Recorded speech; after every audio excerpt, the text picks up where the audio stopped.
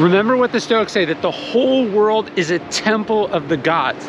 I mean, look at that sunset. Look at this beach. Look at this life. It hit me at some point during the craziness of the pandemic that I was an anxious person. I mean, I knew I used to get anxious about specific things, a flight, an important meeting, getting up on stage in front of people. But when all that went away, like everyone else, you're stuck in your house and you realize you're still anxious. And of course you're anxious about what's happening in the world, but you're just generally anxious. The anxiety is in you. You might not think of the Stoics as anxious people, partly because the reputation of the Stoics is that they're invulnerable, that they're invincible, that they have no emotions. But we know that Marcus Aurelius struggled with anxiety, because if he didn't, he wouldn't have written so many reminders to himself about how to deal with it. I'm Ryan Holiday. I've written now 12 books about Stoic philosophy, which have sold more than 5 million copies, over 30 languages. I've spoken to everyone from the NBA to the NFL, sitting senators and special forces operators. And I myself deal with anxiety like any normal person. So in today's episode, I want to talk about a bunch of tried and tested strategies for reducing, addressing, alleviating, hopefully eliminating anxiety in your life. I know they've worked for me. It's definitely an ongoing battle, as it was for Marcus Aurelius, as it was for Seneca, but these strategies work. And so here in today's episode are some Stoic strategies for reducing anxiety. I hope you like them. Little things are not small. George Washington's favorite expression was, many mickles make a muckle. I think Zeno said it better. He said, well-being is realized by small steps, but it's no small thing. Marcus Aurelius says, we assemble our life action by action, step by step. No one can stop you from that. So today, as you get discouraged, as you look at this goal that's way, way off in the distance, don't focus on that. Focus on the immediate task in front of you. Concentrate like a Roman, as Marcus Aurelius says. Do this thing in front of you as if it's the only thing that matters, as if it's the last thing that you're doing in your life. And that adds up. It's no small thing. Many mickles make a muckle, as Washington said. Stuff adds up. That's how you get there, one step at a time, one day at a time, one action at a time, one insight at a time. Just go now. Marcus Aurelius says, just remember you're lucky to be alive in this moment. Even if things are crazy and insane and awful in the world, they're also wonderful because you're getting to experience them. And to take that for granted, to be bitter or jaded or cynical about that, it's to waste this gift you've been given. And there's a reason they call it the present. It is a gift. And look, even if this is not the most wonderful time to be alive, it's the only time in which you are alive.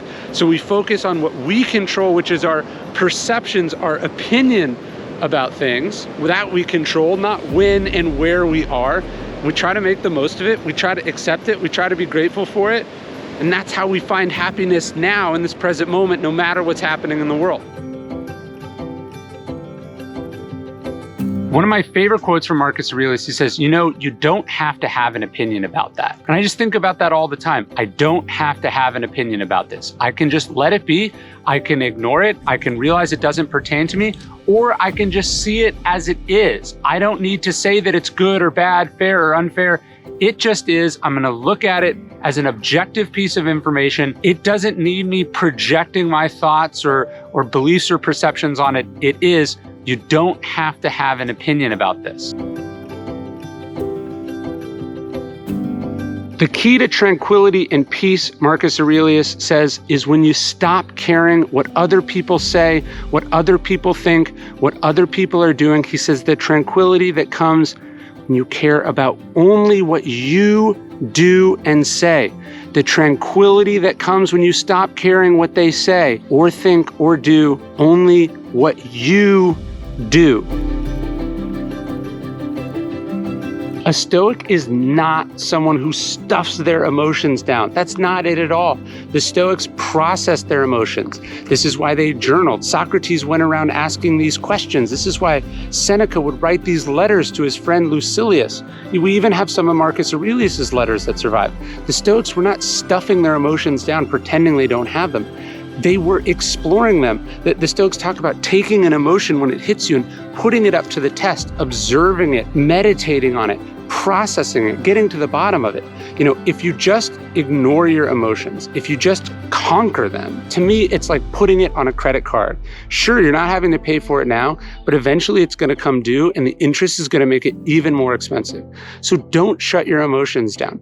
Deal with them, process them, explore them, get through them. Don't be ruled by them. In ignoring them, you are guaranteeing that later it's going to be an even bigger deal and you're going to be even more powerless over that emotion. So work on your emotions. Do not fall into this trap that the Stoics suppress their emotions. They domesticate them, as Nassim Taleb says. But first, that requires facing them and exploring them and coming to terms with them. Seneca points out that we suffer more in imagination than in reality, meaning that all the things we're anxious about, the things we worry about, the things we spend a lot of time hoping won't happen, most of them never do happen. There's that great Twain quote where he talks about how he's suffered through many things in life and how many of them have never actually happened. Because that's what he means. In our mind, we're torturing ourselves. We're worried that this could happen and that could happen. We're worried about this possibility or that possibility. But the reality is, now is now. You don't control whether that will happen or not. What you do control is now. You, of course, control how prepared you are for the adversity of the future, the uncertainty of the future. But what you mainly control is the present moment. Take advantage of the present moment. Don't give up the present moment because you're really worried and off thinking about what could and almost certainly will not happen in the future.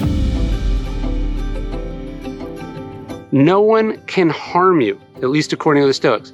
They can hurt you, they can say cruel things, they can attack you, they can cut you, they can make you bleed.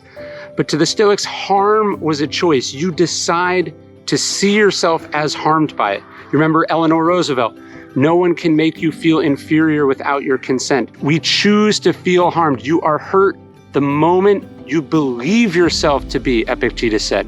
Marcus Aurelius says, don't want to be harmed, don't choose to feel harmed. We control our emotions, we control our opinions, we control the story we tell ourselves about what happened. And that's why the Stoics said you are complicit when you feel harmed. You choose to see it that way. I do this one thing every single day, and you can see I'm a little sweaty right now. I just went on a long walk with my kids. This is the property there. We just went on this long walk around our property. We talked, we threw sticks, we told stories. We were just outside. There's this great expression from Nietzsche. He says, only ideas had when walking have any worth. And I think that's right. Even Seneca talks about how the mind must be given over to wandering walks. He says fields that are not allowed to rest will not bear plants. And he even says that, the mind will break like an anvil if not rested. And so this is really important. For me, walking is physical activity. It is exercise, but it's really about letting my mind rest. I leave my phone at home. I leave my thoughts at home. I leave my work at home. And I just go outside and I walk. And I don't even consider it exercise. It's exercise for my mind. It's time I spend with my family. It's time I spend on my property. It's time I spend outdoors. It's time I spend practicing gratitude and appreciation. This is a thing I do every day without fail, whether it's in a parking lot or on a beautiful beach somewhere. I go outside and take a walk, and so should you. People ask, what is the best way to start journaling? And the best way to start journaling is to start journaling. Look, there's a bunch of different ones you can do. I like the 1 line a day journal. This is just like a Moschine. This is a gratitude journal that I like. This is the daily Stoic journal. But it doesn't really matter. Journal on your phone, journal on a scrap of paper, on the back of your to-do list. It doesn't matter. But the idea is that you journal every single day. Just do it, right? Just get started. The best time to have started journaling is a long time ago. The second best time is right now. So if you want to start journaling, start journaling. Epictetus tells us that every situation has two handles. He says there's the handle that will bear weight and the handle that won't. He says you could look at it as your brother has wronged you, he's screwed you over, he's hurt you.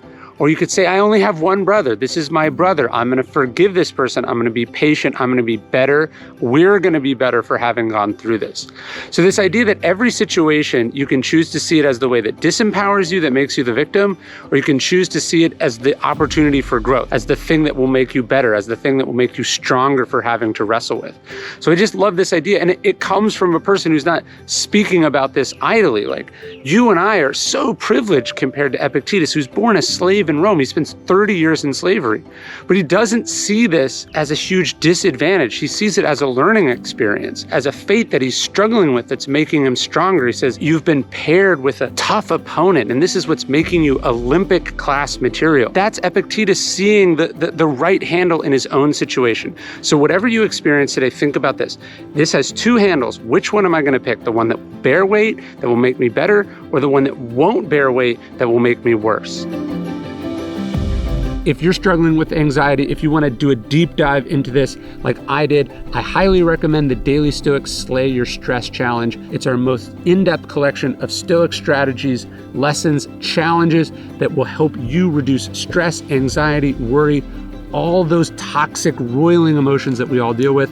It's one of the best things we did here at Daily Stoic. You can sign up at dailystoic.com/stress. And of course, if you're a Daily Stoic Life member, you get this challenge and all the other ones for free. We'd love to have you at dailystoic.com/stress.